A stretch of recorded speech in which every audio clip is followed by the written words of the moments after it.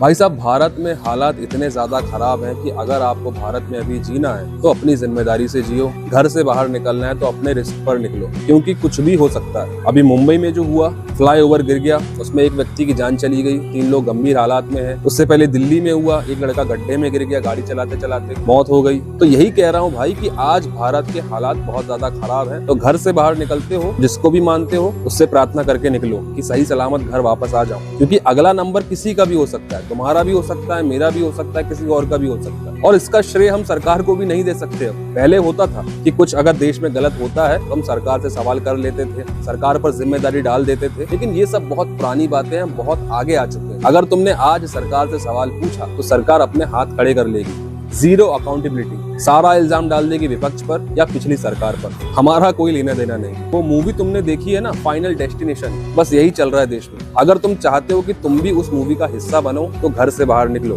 मैं तो कहता हूँ भाई, घर से बाहर निकलो ही मत। अपने आप को बंद कर लो कमरे में, अपने घर में बंद कर लो। जो कुछ मंगाना है ऑनलाइन मंगा लो, वर्क फ्रॉम होम करो, बस घर से बाहर मत निकलो, क्योंकि यहाँ पल का भरोसा नहीं है कब तुम्हारी जान चली जाए, कब मेरी जान चली जाए। और जिम्मेदारी किसी की नहीं। तो हमने सरकार इसीलिए चुनी है भाई कि ये लोग विदेशी यात्राएं करें, बड़े बड़े कोठी बंगले बनवाए, लग्जरी कार में घूमे और हम भारत की जनता सफर करे। तो गलती हमारी है और भुगतना भी हमें ही पड़ेगा। तो अवॉइड करो बाहर निकलना, क्योंकि बाहर जाओगे, तुम जाओगे, तुम्हारे परिवार वाले जाएंगे, तुमको डर बैठा रहेगा अपने दिल में, भाई वो वापस कब आएगा, आएगा कि भी नहीं आएगा। भारत में इंसान ऐसे मर रहे हैं जैसे कीड़े मकोड़े मर रहे हैं और कोई जिम्मेदारी नहीं किसी की भी। तो खुद की जिम्मेदारी खुद उठाओ।